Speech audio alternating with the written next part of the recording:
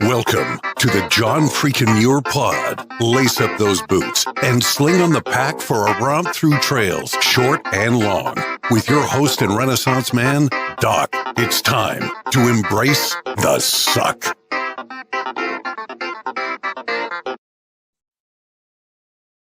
Welcome back to another week on the trail, dirtbags and hiker trash. I'm Doc, and this is the John Freakin' Muir Pod. Let's start off with a reminder. If you are enjoying the podcast, take just a minute, help us out, and leave us a review on Apple Podcasts. And if you're not enjoying the pod, well, just go ahead and keep that to yourself. Now, I say that every week. And yet, the reviews are not coming in. So I'm not sure whether to take that as nobody's enjoying the podcast or that you're just very busy in your lives and you just can't find the time to take 1 or 2 minutes and help us out and leave that review. So I'm just going to implore you right now, again, please, if you enjoy the podcast, let us know, fill out a review. I know that people are tuning in and they're listening. I can't imagine that everybody that's listening is a brand new customer who listens to it for the first time and says, oh no, this is not for me. I have to imagine we have some repeat customers out there. So if you are a repeat customer, really just help us out a little bit. All right. Let's get to this week's guest who joined us in season 3 to talk about his incomplete Everglades challenge attempt. Welcome back to the John Freakin' Muir Pod, Brian Sheridan. How's it going, Brian? Hey, Doc. It's great. Hey, have you left us a review on Apple Podcasts? Well, I was going to say, I am not an Apple Podcast user. I'm a Spotify user, but I've left you a review on Spotify. Oh, fantastic. Fantastic. Thank you so much. What, was it a 5-star or 1-star? 4.8. We can't go all the way. 4.8. Okay, that's about my average. So that's okay. That falls in line. Thank you so much. Hey, Brian, I know that last time I think we took to calling you BS because of your initials, Brian Sheridan. Have you picked up a trail name along your latest endeavors out there? I have.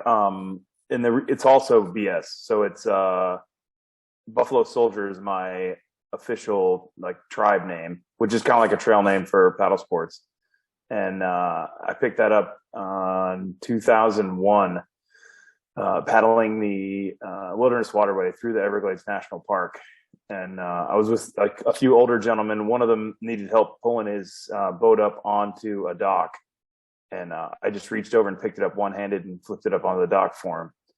And he said that I was like a water buffalo hauling stuff for him. And I'm also into reggae, so the Buffalo Soldier kind of came and stuck. Nice. You're into reggae. Tell me a little about that. I just like reggae music, man. I spent a lot of time in the Caribbean when I was going to sea, and just enjoyed the beach vibes and soul reggae. Do you have reggae going when you're out on your challenges there? I don't really listen to music too much when I'm out paddling, a little bit. And if I do, it's because it's super late at night and I'm trying to not fall asleep in my boat. And then I usually do like honky tonk sing-alongs, like good old, old school country. Yeah, I would think that if you're trying not to fall asleep, it's not just listening to music. There has to be an active part to it. Right. Singing along, that's probably a very, very good strategy. Yeah, exactly. Amarillo by Morning's a favorite. Mm-hmm. If only Jeff Legend Garmeyer had followed that principle while he was setting his FKT on the JMT. He did 220 miles on foot in 72 hours and 47 minutes. But at some point, he found himself asleep. He doesn't remember going to sleep, but he found himself asleep kind of on the side of a stream. He actually had fallen asleep while he was running. Yeah, I listened to that episode. It was amazing. He's an inspiration, that guy. He is a madman, but he is so much fun to talk to. He is very entertaining. I'm looking forward to his movie that's coming out. Same. Yeah. All right. Hey, you've been on the podcast before. You're obviously listening to the podcast. You know that we have a segment towards the end of the episode called the Pro Tip Insight of the Week, where I will turn to you and ask you to share some wisdom with our listeners to make their next outdoor experience even better. So I know you won't be surprised by that. Absolutely. Okay. The must bring gear review. ABS. Another feature we've been doing this season is the Must Bring Gear Review, sponsored by the ultralight backpacking gear company 6 Moon Designs. Here's how it works.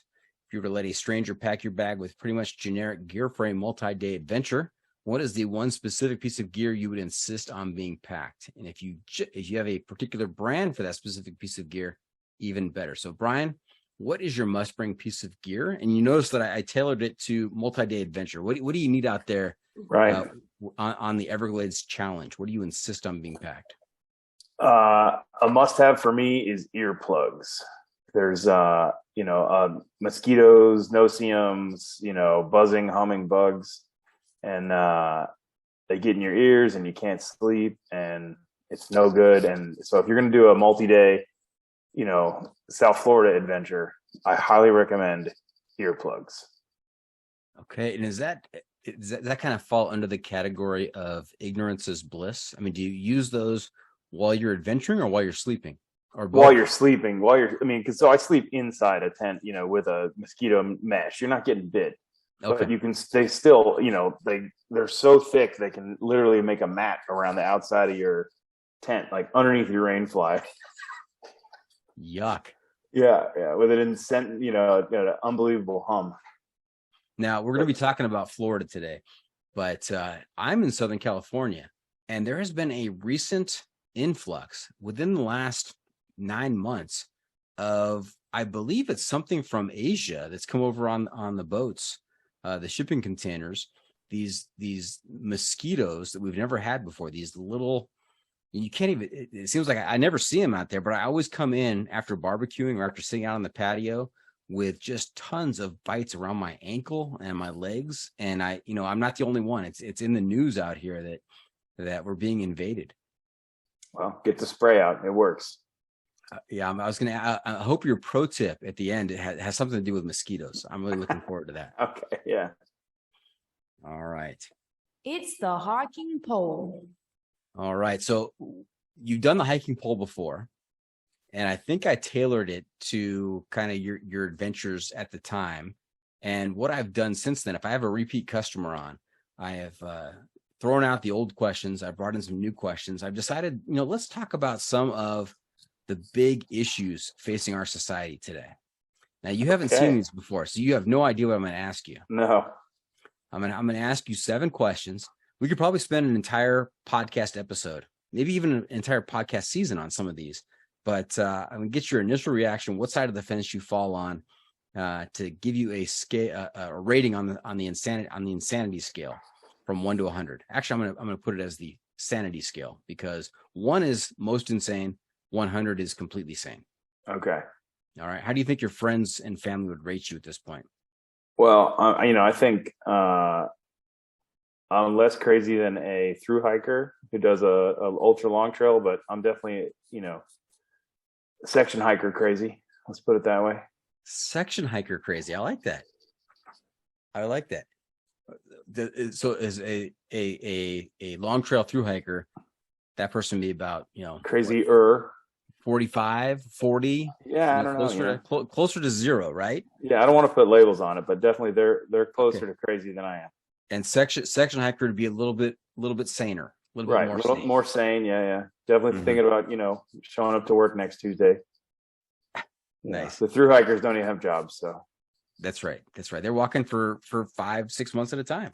Or if you're like Jared Cook, it's not Jared. Jason, sorry, I'm going to have to edit that part out. Whole out. Year. That's right.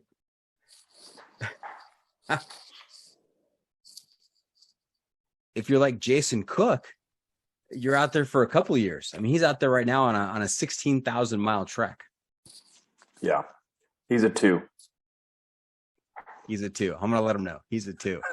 Very good. All right. So you have no idea what questions I'm going to ask, or you know what? You're a regular listener. You might have heard some of these before. Maybe. Okay. So let's get your take on these. Question number 1. Do you sleep with your socks on? Hard no. Hard no. Hard, firm no. Very definitive. Yeah. Why is that? I weigh 300 pounds and I get sweaty real easy. Okay. No. I mean, I'm like a AC at 70 degrees with just a sheet and underwear if I have to. Okay, we're That's venturing into the TMI category, but I like it. I like it. You Okay. asked. I did. I was actually asking you about your socks, but okay. Yeah. Hard no socks. Hard no. All right. Question number 2. This one, an entire season, we can spin on this one. Does pineapple belong on pizza? Also hard no. Really? Yeah, no. What does belong on pizza? Meat and cheese with minor vegetables. What are the minor vegetables? Oh, peppers, garlic, maybe onions, maybe some mushrooms. Mm-hmm. That's about it. What would qualify for the major vegetables? Like a supreme, a supreme pizza with a foot and a half of arugula on top of it. Okay, so when you say minor vegetables, do you just mean the amount, or there's a category quantity? Of vegetables? Quantity. No. I don't mean like significant or insignificant vegetables. I just mean all right. I thought we were going to do. I thought we were going to do a deep dive into the vegetable kingdom. What are the minor vegetables and the major vegetables? No fruit on pizza. Period. No fruit on pizza. All right. Question number 3. Do you roll your toilet paper over or under? I'm a dog person, so I'm a over. So I have friends who are cat people, and they do the under to avoid the catastrophe toilet paper incidents. Catastrophe toilet paper incidents. Is that a thing?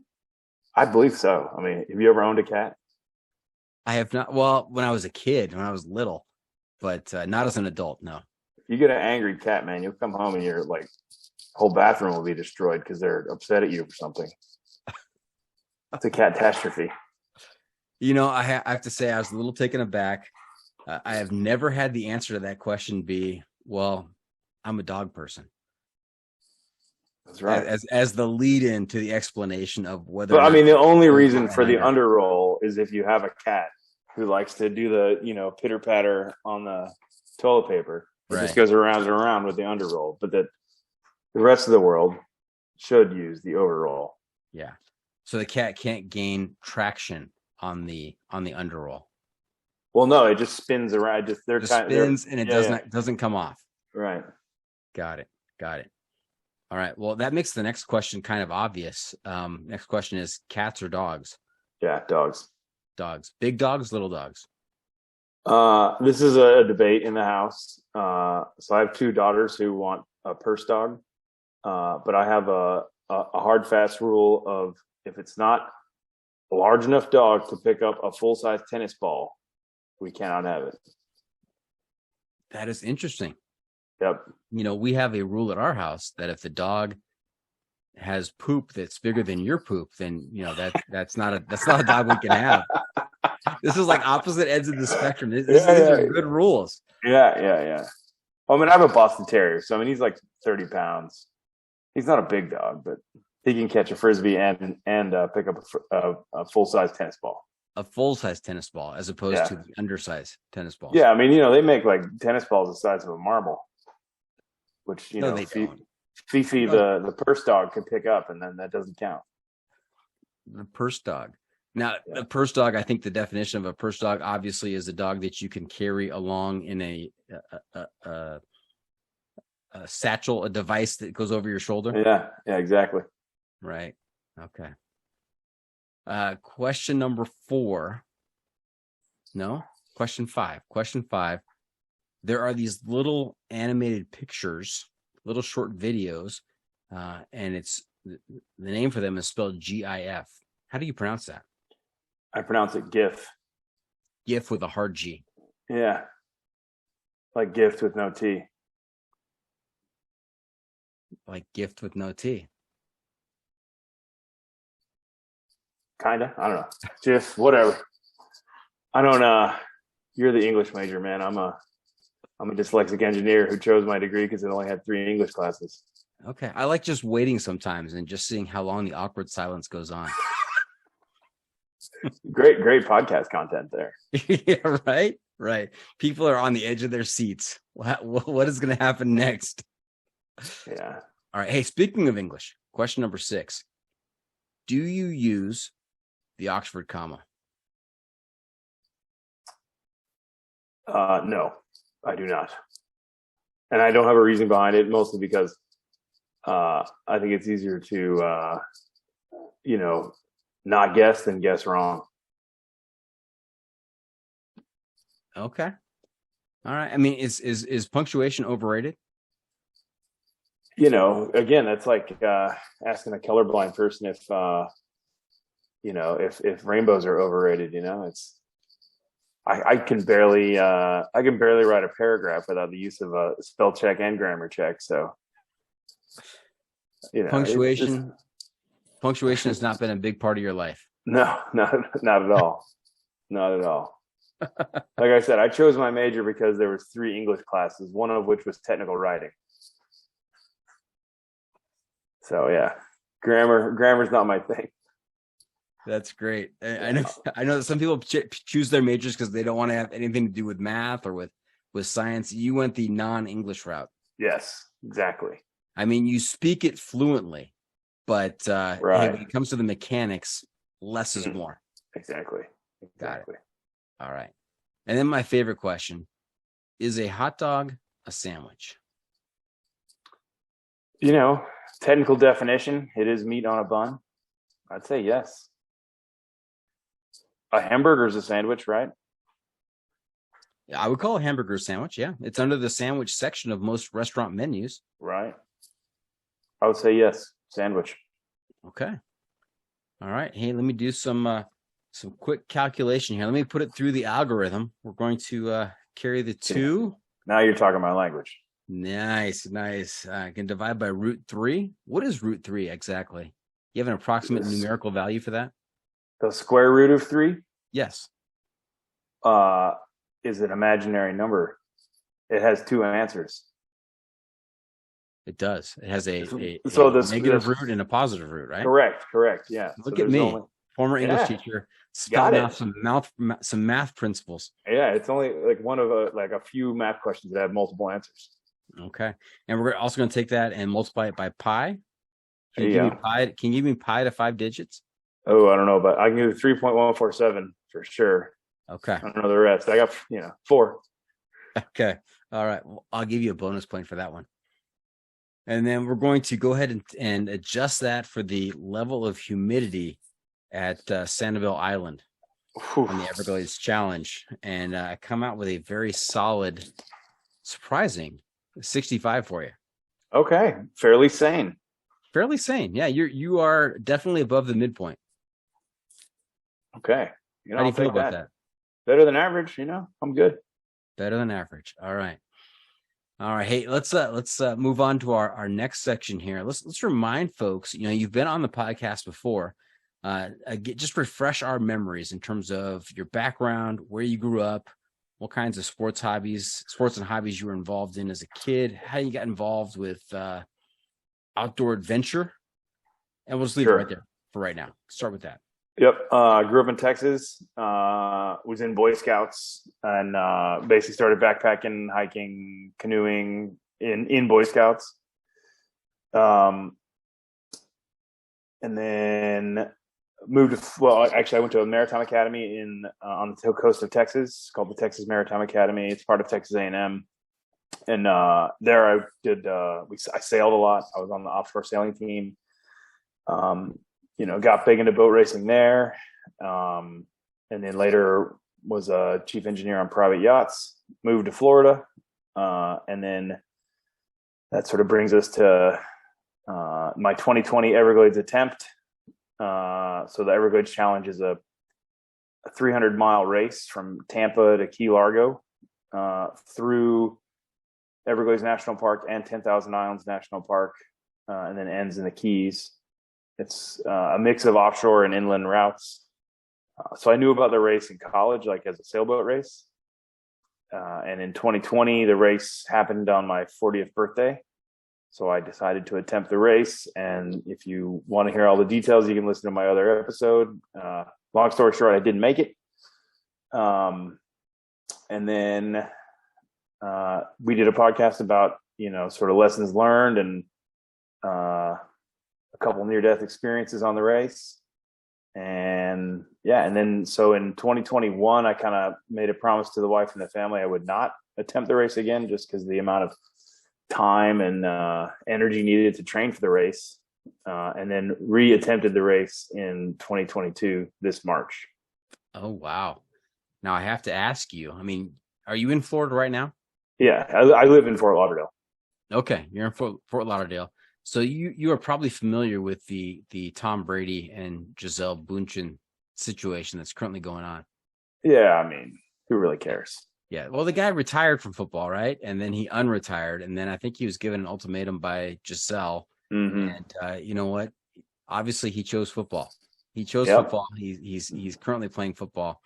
So I only bring that up to ask you. I mean, you had announced your retirement from the Everglades Challenge, and then you decided to do it again. Are we in similar territory for you? No. I mean, I was in the car ride home from my failed 2020 attempt. I was already talking about training and trying it again. Mm-hmm. But the meet in the middle with me and the wife is that I would not try it that next year immediately. I would wait a year and then do it in 2022. Got it. All right. Now, what has happened since the last time we talked? Don't necessarily get into Florida, because we'll talk about Hurricane Ian and the after effects and aftermath of all that and how that impacted you, or particularly the course of the Everglades Challenge. But what else has happened with you since the last time we talked? So just because I don't do the Everglades Challenge doesn't mean I don't want to, get out there and have some, backcountry fun. So a buddy of mine and I decided to do a section hike of the Appalachian Trail in Vermont. So we went from Bromley to Killington, which is sort of two ski slope towns in Vermont. And I had a great time, and I had a real good experience with some pretty amazing trail magic. So on the first day, going up, I think the second to the last hill for the day, nothing California size, it was like 4,000 foot hill. I lost my cell phone going up. And then we get to the top, and I go to pull my phone out to take a picture of the view. I got no phone, which is a problem because that was also my, my trail map as well. And so I have a little freak out, run back down the trail, look for my phone. I don't find it, continue on with the day, make it down to camp, hanging my head low, kicking myself. We're eating dinner, and this 19-year-old kid comes in, wide-eyed, crazy. And this is dark, it's like 8:30, 9 o'clock. This guy rolls in, doesn't take his pack off, just sits at we were at a shelter, so there was a picnic table, sits at the picnic table and just starts cooking his, quickly made, rehydrated dinner. Start talking to him. He's like, "Oh yeah, I'm going to Bromley tonight, going for it." And, I kind of felt bad for the kid. I was like, "All right, man, it's supposed to be cold tonight, into the 30s, and you're going on top of the hill, so it'll probably be even colder up there. Do you have a jacket?" I was just a little fatherly advice. And then he lets loose that he doesn't have any money. He's meeting his mom in Bromley, and that he's going to camp on the side of the road, meet her tomorrow morning. I was like, all right, man, look, here's $20 and, and he's out of snacks too. The dinner that he's eating was the only food that he had, the last rehydrated meal. So, I mean, I brought extra food, and I had, $100 cash on me. So I gave him a 20 and a Snickers, and was like, by the way, if you see a black iPhone, it's mine. Could you please, drop it off at because it's called the Bromley Inn where we stayed. There's a little hotel right there, and that's where we left our car. Could you please drop my cell phone there? And he's like, oh, thanks so much. Yeah, I'll find your phone. No, 100%. So anyways, we hike on, and this is day one. So we're out for 4 days. When we get back to the Bromley Inn, there's my cell phone,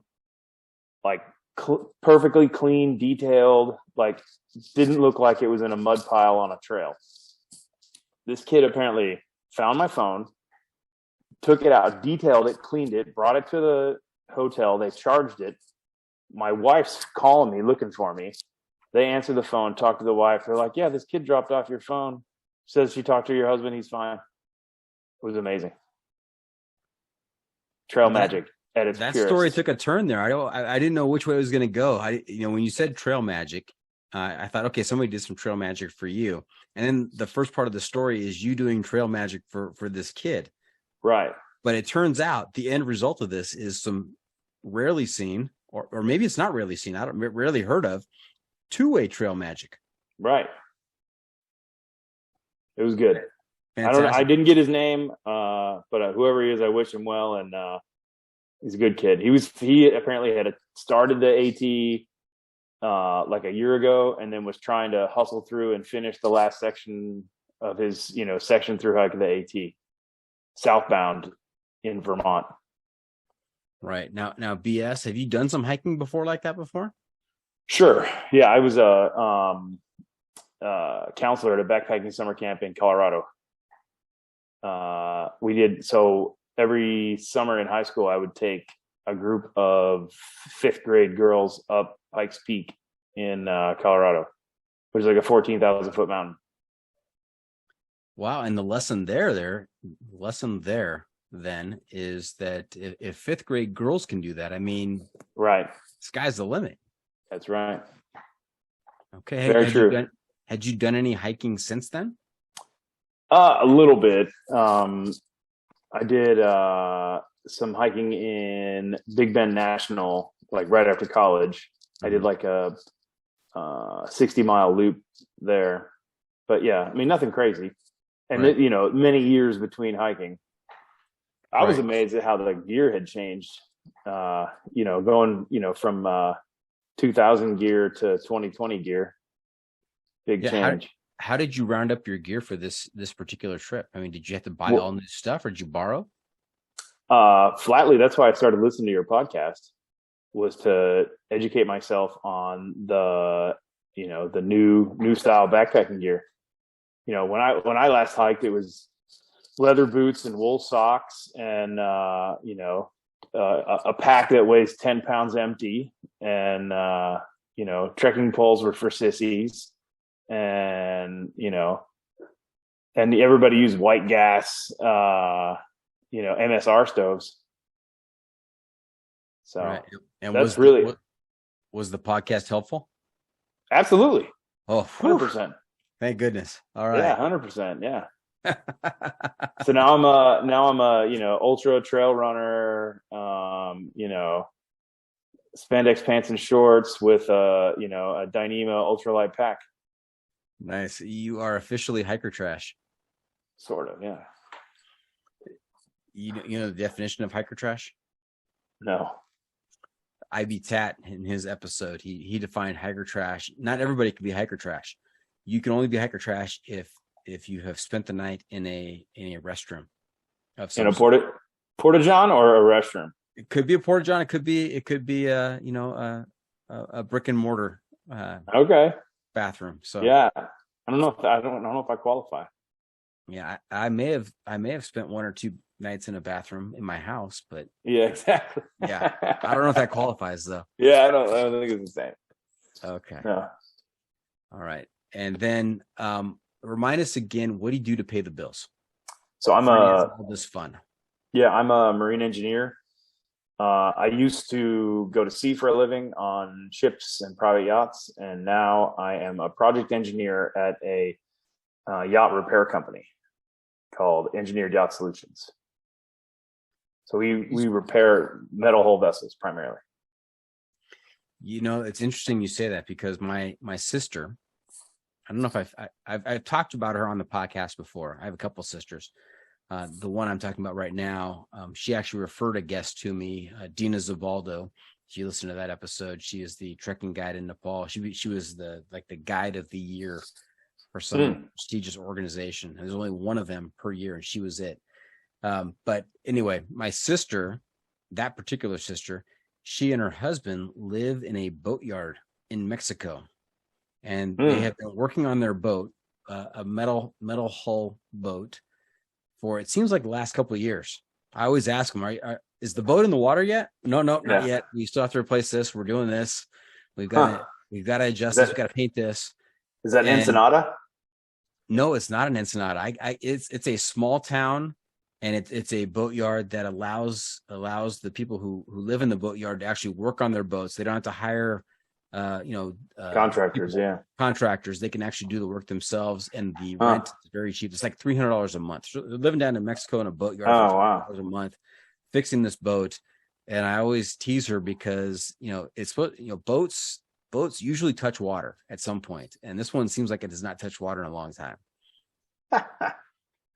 She sounds like are you familiar with a guy named Bernard Messager?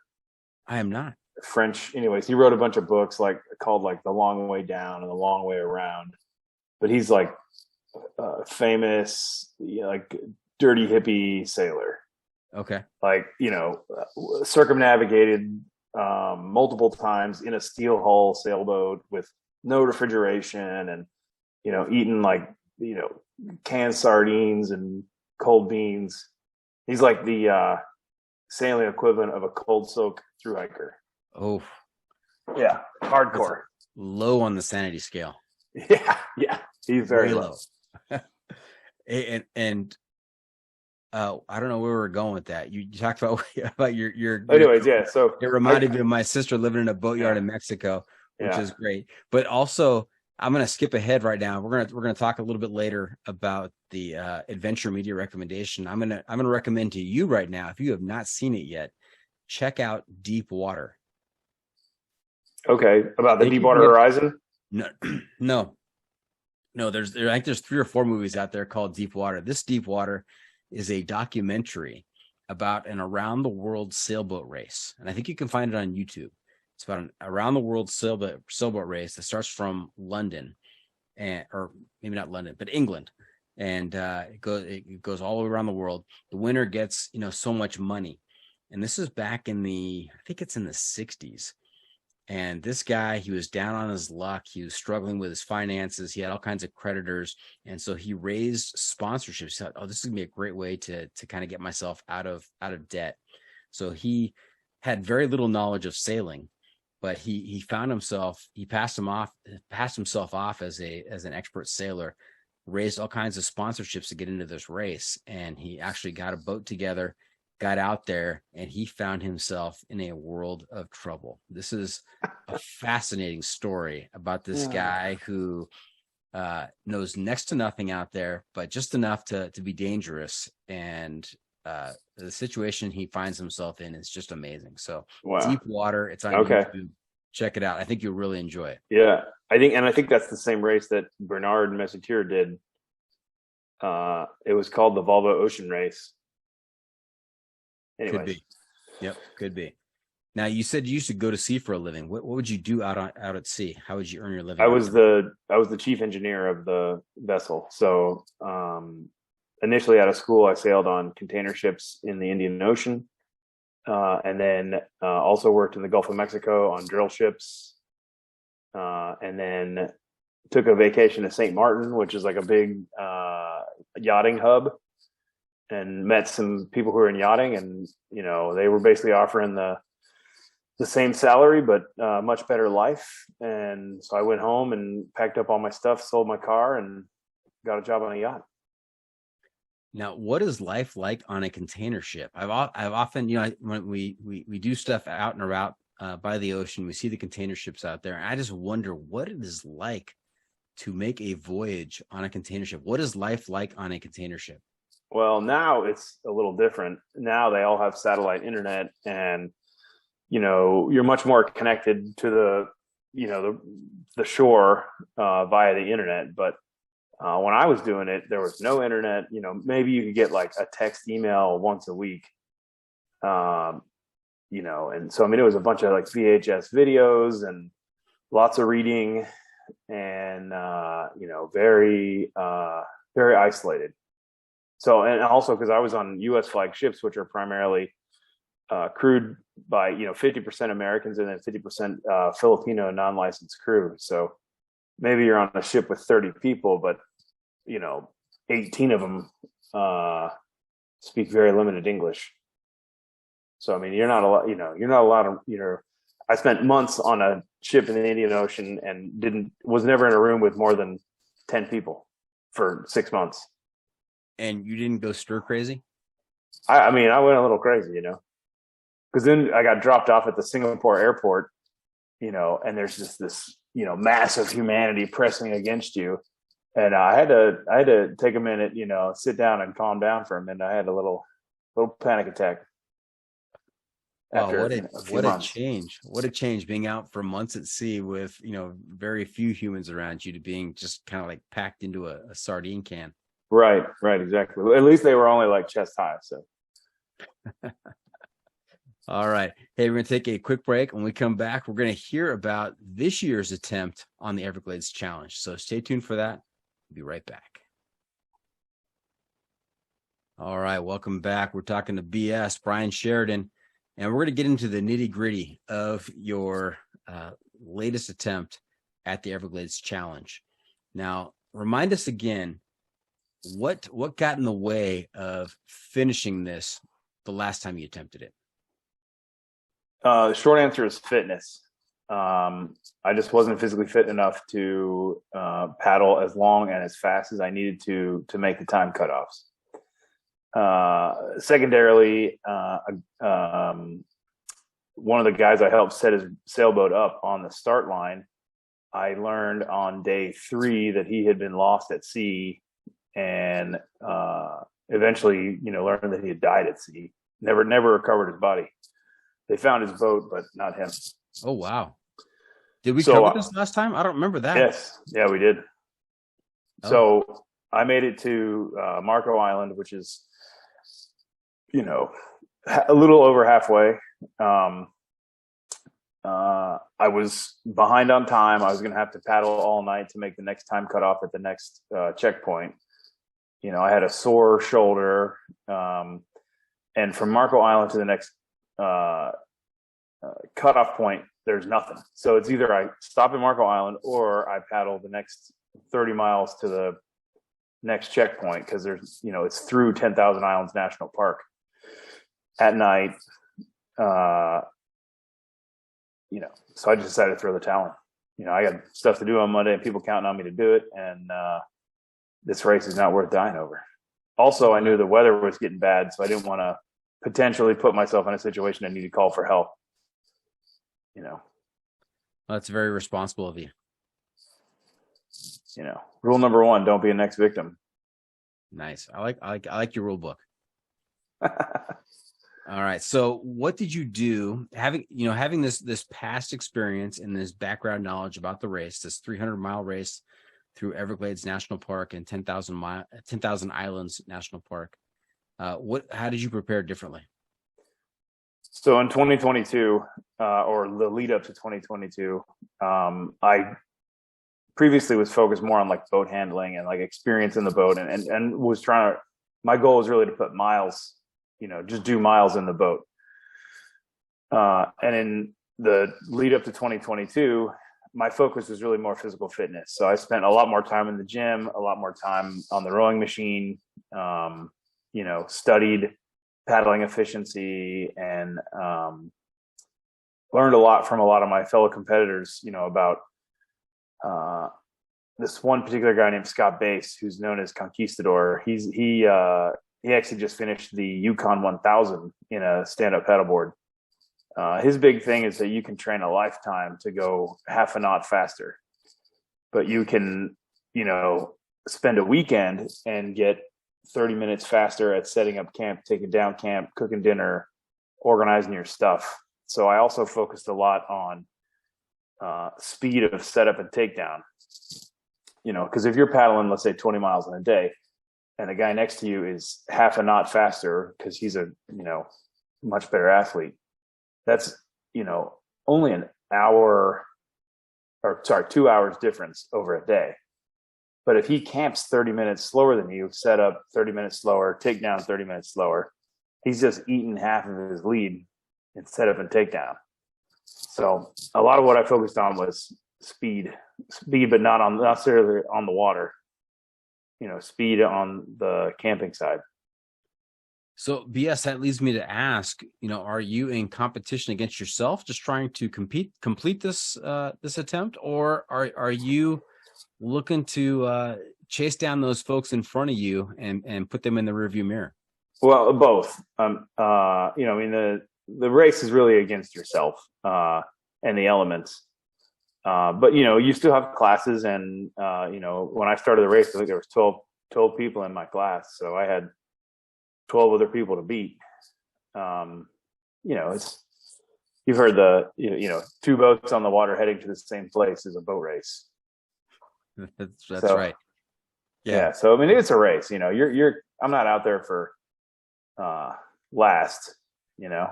That's right. I mean, there's competitiveness in each of us. I always hate when I'm jogging if I see somebody in front of me. If there's another jogger out there, because then I just feel compelled that I need to catch that person and got to chase that rabbit. Yeah, that's right. Exactly it. So you mentioned 12 people in your class. What class were you in? So I was in what's called Class 1, which is recreational canoes and kayaks, and I was Class 1 with sail. So I had a 1 square meter sail on the bow of my vessel. Okay. How long was your vessel? So I had an 18-foot, 6-inch long Kevlar canoe made by Clipper Canoes. It's called a C1.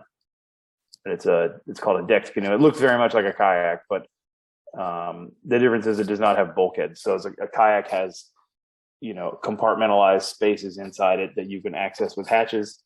My boat's one big open space, so if you pour a cup of water into the bow and lean the boat back, it'll roll all the way back to the rudder. Got it. And it's made out of Kevlar, so you can withstand any attack from modern day pirates. That and oysters. Okay. Use Kevlar instead of fiberglass or carbon fiber because it's tear resistant. Okay. Now let's go to day one. Do you line up at the start line? Is there a start line on the water? You start on shore? How does that work? So the race, you have to start about 30 feet above the high tide line. So all the boats start on dry sand, and then at 7 a.m. The start gun, it's not really a start gun, they just say go, but you have to be able to get your own boat off the beach by yourself, or if you're in a team of two people on the boat, you can't have any outside help at any point in the race. So other race competitors can help you beyond the start line, but no outside help at all from anyone in the race. So your wife can't meet you at an overpass with a package full of food. And it's a big part of the race is no outside help. And if you want McDonald's, you just got to walk to McDonald's and get your own McDonald's. That's not a problem. But I don't suggest it. You can get McDonald's on your own, but there's no throwing a bag of McDonald's from the overpass as you pass beneath. Exactly. Got it. And you mentioned earlier from your past trip that you just felt you weren't able to meet those time windows. What are the time windows? What are the checkpoints, and what are the hours that you need to be there by? So checkpoint 1 is about 50 miles from the start, and you have basically 26 hours or 28 hours to get there. So you start at 7 a.m. on Saturday, and you have to be past checkpoint 1 by, I think, 10 a.m. on Sunday. And then the next checkpoint is Chokoloskee, which is like 120 miles away, I think. That's the longest run. And then Chokoloskee? Chokoloskee, yeah. Yeah, Chokoloskee. I went to college with that guy.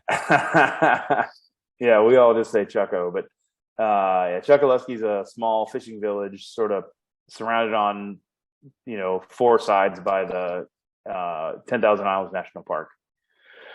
And then from Chokoloskee, I believe you have to be past Flamingo, which is another 100 miles away. And that's in the middle of Everglades National Park. And you have until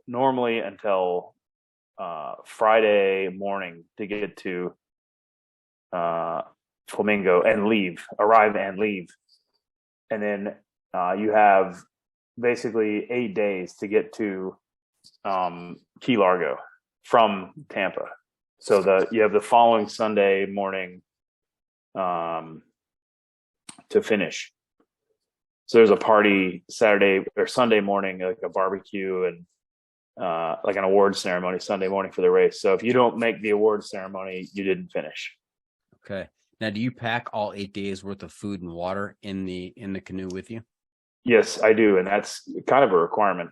I mean, unless you plan on stopping at restaurants along the way. Well, you mentioned McDonald's earlier, so I wasn't Yeah. sure. I mean, there's people that do it, but mostly those are sailboats that, go much faster and are not so concerned about the time cutoffs. Us paddlers, normally take 100% of what we need. And then depending on where you are on the race course, also 100% of your water. So that's, for the backpacker listeners out there, it's one thing to walk 100 miles. It's another thing to carry 100% of your food and water that you need for 100 miles. Got it. Now, let's not bury the lead. Did you finish this year? I did. Congratulations. I actually did really well. Yeah. That's awesome. Now, when you say you did really well, how well is really well? So I think about 110 vessels started the race. I think there was, like I said, I think there was 12 in my class. And I was the only person in my class to finish. 2022. That means first place. That's right. You are a legend. Nice. And but this year was an exceptionally hard year. Very high attrition rate. I think there was only 30 finishers overall out of 110. And I think there was 8 paddlecraft that finished. And of the 8 paddlecraft that finished, I was third to the beach. So there were 2 guys that finished ahead of me in class 1 or 2, which is the 2 sort of canoe kayak classes. One was a former Olympic athlete, and the other set Guinness Book of World Records earlier that year for paddling the Mississippi, like a speed record for paddling the Mississippi. Wow. Now, what put them in a different class than you? You said you were yeah. So they're all the 12, yeah. but you were third to these guys. So they were in what are called class 2 boats, which are they didn't have sails. They're in a different class. I was the first person and only person to finish with a class 1 boat with a sail. Understood. All right. So, I mean, it's got to feel pretty good. You finished right behind an Olympic athlete and a world record holder. Yeah, it was good. I was very happy. All right. Now we skipped really quick there from the start to the finish, but I know there's a lot of things that happened in between those 2 moments. Yeah. You want to take us through some of the maybe the high points, the low points, the misadventures, the oh my gosh, am I going to make it kind of situation. Yeah. Type 2 fun. Yeah, type 2. Yeah, and there was some type 3 for sure. Oh wow. Okay. So day 1 was sort of uneventful. Started at 7 a.m. Had a little bit of wind, sailed a little bit, but then very soon, before probably noon on day 1, the wind switched right into the nose. So, and it stayed there, paddling into the wind, which is why there was such a high attrition rate that year, because not everybody's prepared to paddle into the wind for 7 days. And certainly a lot of the sailboaters are not prepared to tack into the wind. So anyways, paddle along, make camp, didn't make checkpoint 1 the first night. A lot of the other people I was with pushed late, 2-3 in the morning, to make checkpoint 1. I'm not a fan of doing that, because I'm a big believer in rest is really important, especially in the beginning. So I tend to camp early, and then get up early and make checkpoint 1, right at first light the next day. And I did that. And when you're in the checkpoints, there's a sign-in log, so you can look back through the log and see, when your friends or competitors signed in and when they left. So I had a good idea. There's a fairly good-sized group of people I knew in front of me. I didn't know how far in front of me they were because, I stopped paddling, let's say at midnight, and was in bed asleep by 12:15. And they didn't get to the checkpoint till 3, maybe didn't leave for an hour or so. And then the other problem is past checkpoint 1, there's almost nowhere to camp. So they had to stop somewhere and sleep.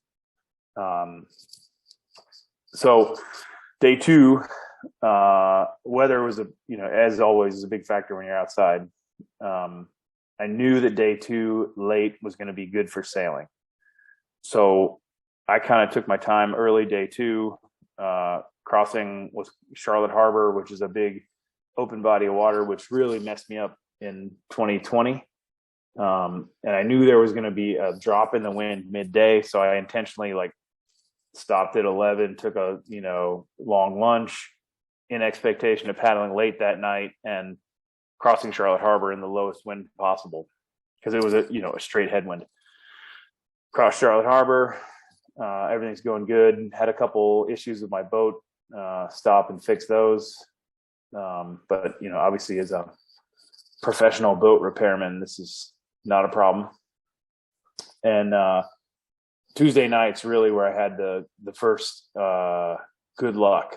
So Tuesday night, the wind picked up out of the east. I'm headed south, so it's perfect sailing conditions. And I really flew down the course Tuesday night.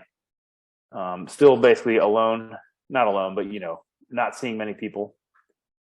I go from a town called Matlacha all the way down to the Sanibel Bridge, which has a little island in the middle. Camped on Sanibel Bridge that night, doing really well. Made it much farther than I had the year before. Was and sailed the whole time. Almost didn't paddle at all from 8 p.m. till midnight.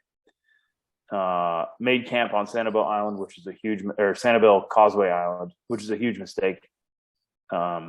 Now I slept right next to a porta-john, but not in the porta-john. Close. But this island I slept on was infested with rats, like rats everywhere, to the point where they were circling. I was unpacking my stuff and trying to set up my tent, and they're sniffing around my boat and scurrying everywhere. So there was a piece of rebar sticking up out of the beach, right on the water's edge. I took my boat into the water so the rats couldn't climb into my boat, eat my stuff, and tied my boat off in the water. And then tried to pull all my stuff into my tent so the rats wouldn't chew on my stuff. Unfortunately, I left one of my gloves out sitting, hanging in a tree trying to dry off. And in the morning when I got up, it was just chewed to bits. The rats had gnawed on it, and the glove just did not smell right. So yeah, I would imagine not. Now, was there ever any consideration to sleep on the boat? I mean, out on no, is that not man, a thing? this is. I mean, maybe other boats you can sleep on, but and I could have a very unrestful, fitful night of sleep in my boat if I absolutely had to. But it's the thing's much narrower than my shoulders. So getting inside my boat and sleeping is not. I mean, it's physically possible, but not a good idea, especially night 2 of a 6-7 day race. Right. Now, I think earlier on the sock question, you said you were 300 pounds. Is that were you exaggerating, or is that accurate? No, I'm serious. I'm serious. Serious. Okay. And how tall are you? 6'2". 6'2", 300 pounds. Yeah. Texas high school football player. Right. Played rugby in college. Offensive lineman, defensive lineman, defensive lineman, wide receiver, maybe. Yeah, wide receiver's worst nightmare, maybe. All right, so you escape almost unharmed from Rat Island. How does it go from there? So get up the next morning. There's almost no wind. Paddle south of Sanibel, and then really soon meet up with a group of 4 other paddlers. I knew of these people, but I hadn't really met them so well. One of them is kind of an author that writes a lot about paddle racing, and his name is Rod Price. His tribe name is called River Slayer. And then there's 3 other people in like super high performance, real skinny kayaks. One is a married couple, a man and a woman, named it was Mary and Andy, and then another guy named Gil, who was friends with them. I had never really met them before. I knew of them just from hearing about them on the tribe, but I think Gil was the least experienced of the group, who had only attempted 5 Everglades challenges and finished 4. And the rest of them had finished, like Andy had finished 10 Everglades challenges and attempted 11. Rod, I think, had done 6 or 7, attempted 8. So, I mean, these guys are, tribe elders, elite Everglades Challenge paddlers. Right. How long has the Everglades Challenge been in existence? I think the first one was in 2000 or 2001. Okay, so 20 plus years. Right. And like these people, I mean, do you plan on doing more Everglades challenges? Yeah, I think so. Yeah, I think so. Maybe 24. 24 again. Yeah, in 2024. Oh, in 2024, not 24. Yeah. 24 races. No. Okay. Does your wife know? I've mentioned it. Is she going to find out listening to this podcast? She may not. Yeah, she will definitely not listen to the podcast. 100%, no way. If she doesn't know, I'll try not to take that personally. Yeah, but I think I'll definitely do it again. And there's a few other races around that I'll probably do. There's like a race in North Florida that's like 250 miles down a river that Rod Price actually hosts. Or there's a race called Chattajack. I think it's from Chattanooga, Tennessee to Jacksonville, Florida river. Anyways, there's other races. I'm thinking about doing the MR 350 as well. The Missouri River. It's a 350-mile Missouri River race. But yeah. So Dave. Now, are river races, are they easier because you're going with the flow of the river, or are you paddling? Yeah, well, it's a different thing. I mean, a river race, there's very little navigation. Obviously, you have current with you. Where it's more of just a straight physical challenge. Like, can you pull on the paddle long enough to make it fast enough to finish the race? Whereas Everglades Challenge is much more about navigation and choices on the race course, and tides are a big factor. So not only is it, do you make the correct turn, but timing the turn or timing your arrival in a place so that the tides are advantageous. It's a significantly more complicated race course. Now, were there ever any dicey moments in terms of navigation or decision making on this particular attempt of the challenge? Absolutely. So, kind of fast forward a bit. Met up with the 4 other paddlers, which we dubbed ourselves the 5 Amigos. We basically paddled together for the whole next day. Beautiful conditions down the beach, no problems. Make it to 10,000 Islands National Park, which is named that for a reason. There's maybe not literally 10,000 islands, but close. Mary and Andy, the married couple who we're paddling with, have intimate knowledge of this place. Like they weren't debating on which way to go. They were debating on which migratory birds were most likely to be encountered on which island at what time, so we could view them. It was like we were getting a tour of their, finely manicured backyard. So the weather got nasty. So it's picked up. The wind picked up big time. We're getting 3 to 4 foot rollers offshore. And there is a route on the, inside the islands to Chokoloskee where we needed to go. But finding that route is very difficult. So they're taking us through these tiny little cuts and tiny little islands that, according to my GPS, were supposed to be on dry dirt. And, paddle, no wrong turns, like exactly like, okay, we're going to go up here 50 feet. You're going to see a big tree. It'll be on your left. And then we're going to make a right.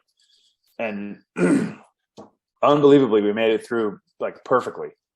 There's no way I would have made it through 10,000 islands without this amazing group of people. The weather was just awful. Trying to go on the outside, the straight, easy route, in the Gulf of Mexico was treacherous. Big rolling waves. Now, is this part of your strategy at the starting line? That No, you're gonna find these 4 other people because you knew their expertise and just kind of tag along, or just kind of worked out that way? It just worked out that way. Nice. That's very fortunate. Yeah, 100%. But yeah, it was good. Well, and because I focused on fitness, I was able to paddle fairly fast, and I could have paddled faster than this group of people and left them. But I made a conscious decision of really, like, Mr. I attempted last year and failed, and now you're going to paddle away from arguably the 4 most experienced paddlers on the race course. Like, how about you just take the finish, follow the people that know what they're doing, and swallow your ego a little bit. So I mean, it was definitely an intentional, like, they were a little bit slower than me at times, but that sounds like a pretty darn good decision, BS. Yeah, exactly. Nicely done. So we get to Chokoloskee, 3 a.m., camp, sleep, wake up the next morning, and I'm a math guy, right? So this is now day 4, which is Wednesday morning. We are 100 miles through the Everglades National Park. So there's no towns, there's no cities, there's no roads, there's no human anything of any kind for the next 100 miles. So we need to paddle 100 miles and get to the next checkpoint by Friday. The time cutoff is Friday morning at 8 a.m. to arrive. That's put a pin in it right there, because I see direct parallels through hiking, and that is, when I'm in the Sierras and I am in the middle of nowhere with no, there's no bailout, there's no nearby town. If something goes wrong, it's going to go wrong, and you have to deal with it. I imagine you have to have a pretty similar feeling being in the middle of the Everglades, being 100 miles away from anything. The only difference is you got to carry all your water too. Yeah. Because it's all salt water. There's no Right. fresh water. So, not only, like, for example, you understand the, like, estimating how much food you're going to eat and estimating how much distance you're going to make. So if you end up going slow, not only are you going to run out of food, but I'm going to run out of water. Right. So, it's a thing. You need to carry enough to get out, even if you have a bad day. So I'm laying in my tent that morning doing the math, thinking, we got, 48 hours or something like that to go 100 miles. And your boat is as heavy as it ever is, because you're carrying, 100 miles worth of water. So I left Chokoloskee with 28 liters in my boat. And then, whatever food I needed for the rest of the race. I didn't think we'd make it. I was like, look, if you guys want to go, I'll follow you into the Everglades, and, we'll have a lovely paddle in the Everglades, and, I'll call my wife from Flamingo. It'll be no problem.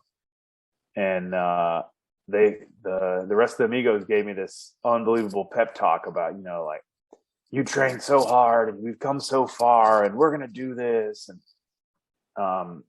And we did. So we left Chokoloskee at 10 a.m. on Wednesday, and then paddled continuously for 22 hours, making 70 miles in 22 hours. Before, and then, so the reason of our extended paddle was we needed to make a tide. There's a section of the Everglades called the Nightmare. which is a cut through a tidal creek that at low tide is dry, well, not dry, but mucky dirt, and at high tide is a barely passable 3-foot wide creek through old growth Everglades. So we needed to make the high tide to make that section. At that time, there was a high tide every 12 hours. So if we didn't make that, it would put us back 12 hours. We wouldn't make our time cutoff. So we pushed hard through the night to arrive at the Nightmare at like 5 a.m. Then paddled through the Nightmare, which is the trees are so dense you lose GPS signal. Everybody has a spot tracker as a part of the race requirement, and you lose your spot tracker even doesn't get signal because the tree canopy is so dense. Make it through the Nightmare, and then paddle down what's called Harney Creek, and then make it to a Chickie, which is the only place to camp in the Everglades, which are essentially a dock with a roof on it. So because there is no dry land. So we make it to the Chickie about 9 a.m, and then basically just fall out of our boats and sleep. Slept till 3 p.m. I got up and ate, drank, but we still needed to make it another 30 miles. So that evening we got back in our boats, paddled through the night to Flamingo, that we made at about 3 a.m. Now, there's a unique little spot of the Everglades called the Buttonwood Canal. So the Florida Everglades is the only place in the world where alligators and crocodiles exist together. But in the Buttonwood Canal, it's primarily crocodiles because it's a brackish, salt and freshwater mixed canal. So we're exhausted, obviously we've been paddling all night. And this section of the paddle, my, focus on sleeping 5-10 minutes more than the people next to you and resting a little bit more really came in. They were all much more fatigued than me. And I was able to set pace and kind of keep them going. But by 3 a.m. I was exhausted and resorted to, belting out country ballads in order to stay awake through the Buttonwood Canal. Now, you Californians may not know this, but at night when you shine your light into brush and there's animal eyes that look back, predator eyes are red, and like frog eyes or non-predator eyes are like white or silver. And so going down the Buttonwood Canal, so sleepy, I'm about to fall out of my boat. You turn your head left or right, and all you see is a sea of red eyes, all crocodile eyes. And they're just waiting for BS to fall asleep and slide out of the boat. Exactly. So we make Flamingo at 3 a.m. Though the Flamingo's a nice place because it's really the only convenient spot of luxury. There's a convenience store there, so you can buy breakfast and hot coffee and nice things like that. So, but the problem is you're not allowed to set up a tent there. So when we show up at 3 a.m, the mosquitoes are intense. I'm putting my hood on, cover my face. They're intense. So I basically use my tent as like a mosquito net, and then wedge a paddle like underneath my arm to sort of elevate the net off my back, and pass out with my earplugs in so the mosquitoes don't buzz me awake all night. Then the next morning, Andy wakes me up, and it was more like reincarnating the dead. I did not want to get up. Apparently, he says he was shaking me for 5 minutes before I moved. But we wake up at 7. Had a breakfast burrito and a Monster to go, and got in our boats and sailed across Florida Bay for the finish, which was awesome because that was actually March 11th, which is my 42nd birthday. And on the finish line, my wife and my 2 daughters were there waiting for me. And so I could hear them screaming at me from, probably a mile out, because they can see me on their phones on the tracker, like the race app tracker. And so as soon as I hit the beach, the cheers went from like "Daddy, Daddy" to the whole crowd breaking out in "Happy Birthday." It was awesome. How cool is that? What a way to finish. Yeah, it was great. And take us through, what kind of emotions and thoughts are running through your mind as you finish this incredible, physically demanding event. I mean, you had trained for this, you'd been unsuccessful in your previous attempt, and here you are now finishing it a year and a half later, 2 years later. Right. Yeah. It was almost 5 years of effort for the finish. It was amazing. I was happy. But I think I was so fatigued. I wasn't able to like mentally shift gears out of like race mode. So I got to the beach and I'm, walking, like my parents are there and like I'm walking around, like, talking to everybody, and I just don't want to take off my life jacket. It's like a race requirement. Like you must have your life jacket on at all times. I hardly ever took it out. I really only took it off to sleep for the past, 6 days or 7 days. And it got to the point where my mom had to like pull me aside. She's like, "Take your life jacket off. It's a little weird." I was like, "Oh, well, this gives me safety," And it took me a minute to, mentally shift gears out of the race mode and into the rejoining society. Right. It was awesome. Now, Brian, I know you've listened to the podcast. So you're familiar with the concept of post-trail depression. Is there such thing as a post-race depression? I mean, did you suffer? I don't think so. It was. I was pretty beat up. Like I basically slept the whole next. Like I got up, ate, slept more. Mm-hmm. So I think I slept till like 10. Got up, ate breakfast. Slept till 2. Got up, ate lunch. Slept till 6, got up, ate dinner. I slept a lot. I was so fatigued and beat up that I didn't really have any. And plus the happy ending was so good. I don't think there was any depression. It was just pure joy. Pure joy and a lot of eating and sleeping. Yes. Recovering. Got it. Yeah. All right.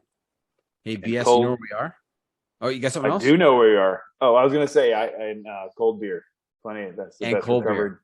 That's best recovery drink. That is the best recovery drink. I agree.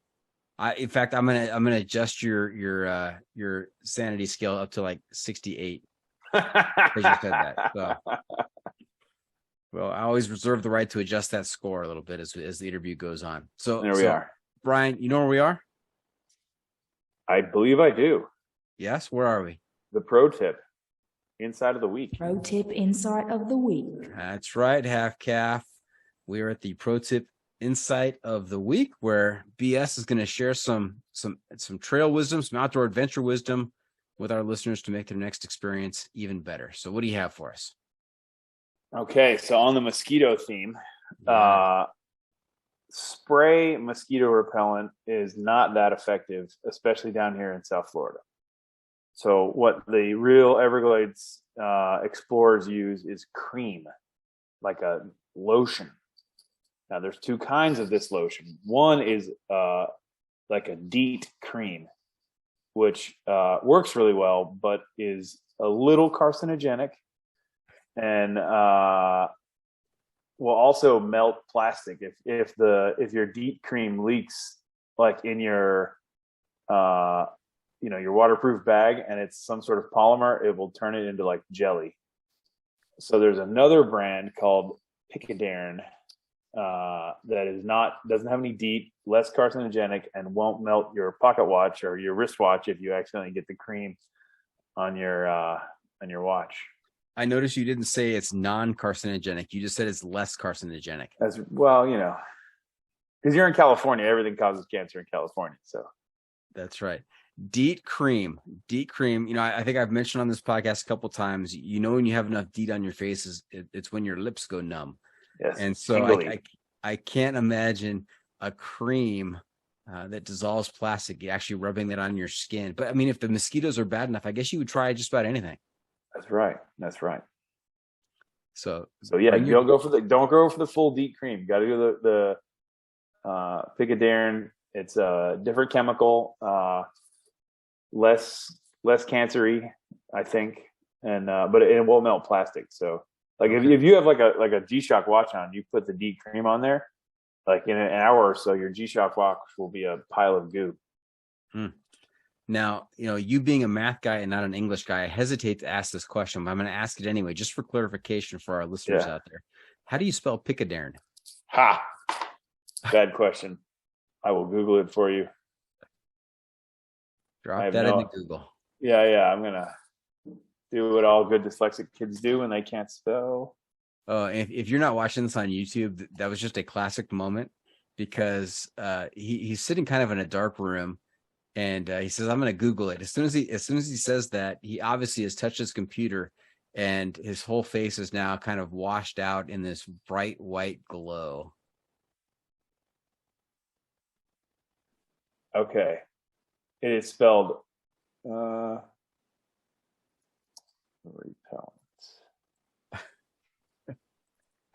We're going to get this for our listeners. We want to know what he's talking about here. Okay, so the product is made by Sawyer. Okay. And it is spelled Picaridin. Okay. Picaridin.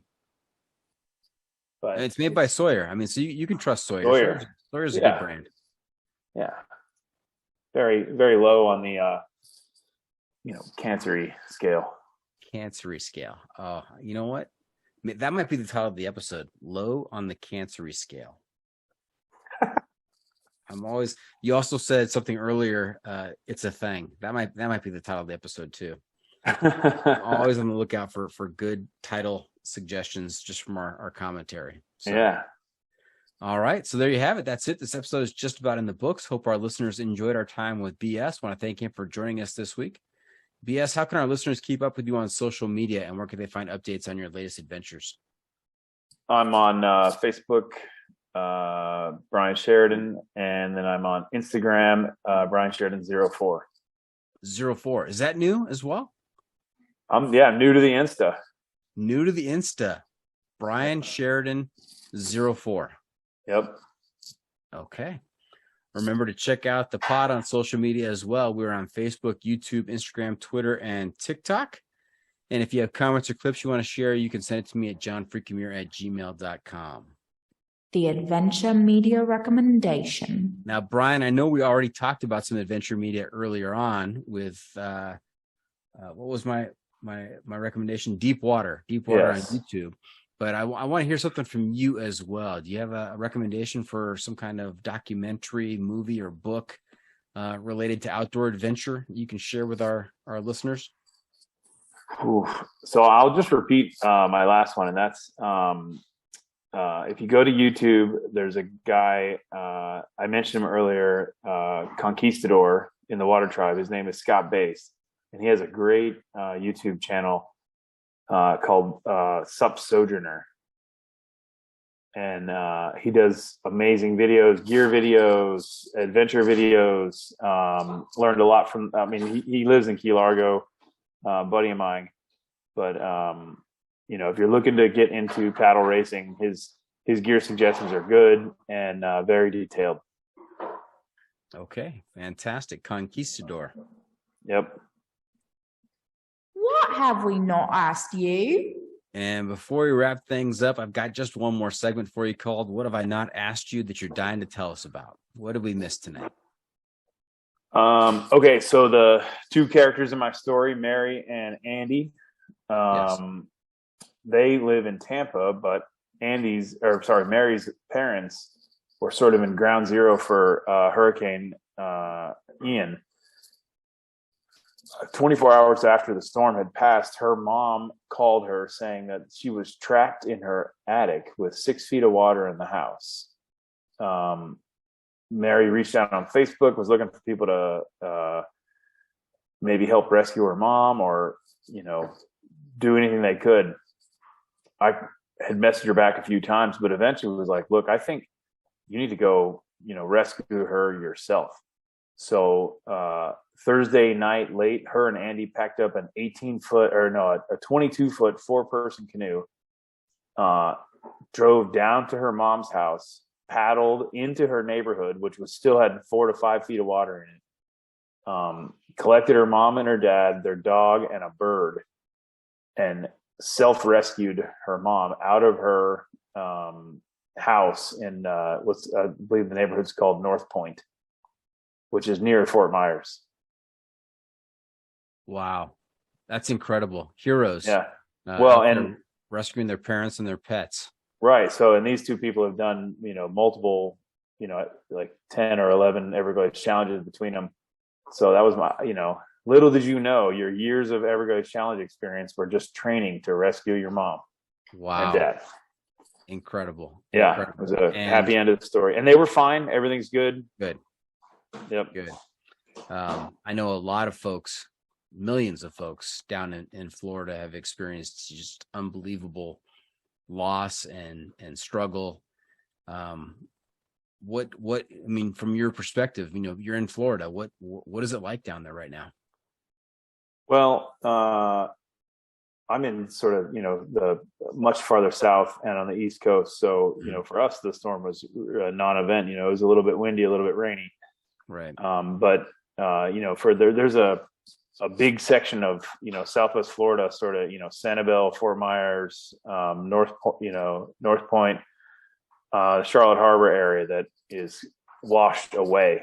For example, the Rat Island that we talked about, that island is now cut in half by the hurricane, cutting the island in half and the road that passed over it. The Sanibel Causeway is cut in half in 2 places. It's bad. There's going to be, years and years to rebuild. And, my heart goes out to all the people affected by the storm. It's Absolutely. A terrible thing. Yep. No doubt. Now, that's a wrap from the John Freaking Muir studio. Any shout outs to friends and family, BS? Just my amazing wife and kids, and my parents who support me in my crazy adventures. Fantastic. Well, thank you for tuning in. Always remember, the trail is the trail. Doesn't care if you want to go downhill. Doesn't care if it's almost dark and you're looking for a campsite. It doesn't even care if all you see is red predator eyes all around you. The trail is the trail. Embrace the suck.